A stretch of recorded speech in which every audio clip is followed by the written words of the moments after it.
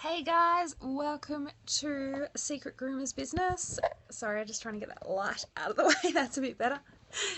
So welcome to today's Periscope, all about why our wastewater in a grooming salon or a mobile salon or a home-based salon is actually really important. Quite often I see clients and people posting in Facebook groups and stuff that, oh, I've got to pay a certain amount of money to get the plumber to come and plumb in my wastewater. And quite often other groomers will give people bum steers by saying, oh, don't worry about it, put it on the ground or put it down the drain. However, guys, this is not the case, and there's a reason why. So the first reason why and most common misconception that people have is that it all has to do with the chemicals we're using. It actually doesn't have a whole lot to do with the chemicals. The only reason chemicals become an issue is if you're using flea wash and it goes into the water stream, because if you read the packaging, it does say it will kill aquatic life. So for those that don't know what that is, that's fish, algae, anything that's used to maintain the system. So ideally they don't like that in the sewage either, because it goes into the poo plants and it ruins the ecosystem that breaks down the shit, to say anything nice of it, and they have troubles with the system. So they usually don't like chemicals being poured down the drain. But you can get away with it because of the dilution rates that we're using and the fact that we're not using very much at all. But that's not the issue. The real issue, and the reason why this is really important, is because no matter how good your filters are, there is going to be hair and stuff go down the drain. So this could be so much as, maybe you've got a dog that is matted and its old back end is full of poo, and most people don't scrape it out of the bath, they just get it down the drain. This, as it's going down in chunks, can cause big blockages in the drain. The hair sticks to stuff, especially moving through a drain, and if the drain's not flowing constantly, this can cause a build-up of hair because it causes a blockage causes backflow, and you can have huge issues with this. In Australia, the Water Corp requires you to have a hair trap, plus backflow filters, plus another system to make sure that there is no hair getting down into that drain. Now, if there is, this is the point that, guys, everyone needs to think about.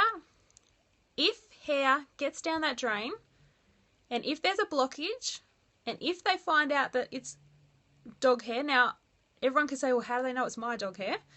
If there's no other groomers on the block, they can see where the drains have come from. You in Australia are liable for the damage and repair of that water pipe. Now, I can tell you, Water Corp are not nice in bargaining, and they will not give you a discount. They will charge you full price, and usually it will be after hours on emergency call out to get it fixed, because they can't have sewage not draining or sewage not going through properly. So it is really important to make sure it is correct.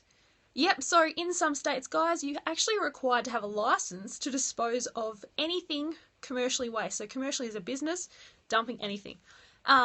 So yes, some states are really unlucky and they have to have the license. We're lucky in WA, we just have to have filters and systems in place. But they can cost starting at $2,000. Why does it cost so much? Quite often, depending on your layout, will depend on the system setup. Do they need to cut through cement? Now, I don't know about you guys, have you ever tried cutting through cement? And especially cement that is then reinforced with reinforced steel? It is really hard. I had in my salon only just under a metre that needed to be sawed so that they could connect to a sewer main, and it was a starting price of $2,000, but it took them 2 days to do, and multiple saw bits were broken. It's really hard work cutting through cement, and the bigger the area or the harder it is for them to connect into that sewer main, the more it's going to cost you. Now, if you're in a leased building, quite often leased buildings, they won't actually allow you to do this, because then they can't release the building afterwards, because you've sort of made it set for something. So where office buildings, you can pull down the walls and change it into a shop front or another sort of office building. it is really hard to change around the layout once you start to put plumbing in place. So hence the reason why a lot of renters will not help you with the cost. They will make you pay the cost, and then you'll have to remove any additional plumbing that you've put in or cover it up, so cement it over. So I hope that helps you guys understand why it is so expensive and why we need to do it. The third reason is the ecosystem. So again, the whole run your hose out and dump it on the ground. A lot of shires are not happy with that. That's not acceptable practice for a number of reasons. It goes into the stormwater drain, not the sewage drain. Again, can affect ecosystems because some stormwater drains run into creeks and lakes where there are fish and animals drinking and eating off. So hence why you don't want chemicals going down there. Sorry, excuse me. And it also depends, guys, what's in your shampoos and conditioners. A lot of people say, I only use natural. But then you put the natural in water and it doesn't break down, even if you let it sit there for 2-3 days. So do that as a test. Put some of your shampoo in a cup of water and see how long it takes to be no signs of that shampoo in that water. You'll be surprised how many shampoos leave a film or how many will actually re-clump up.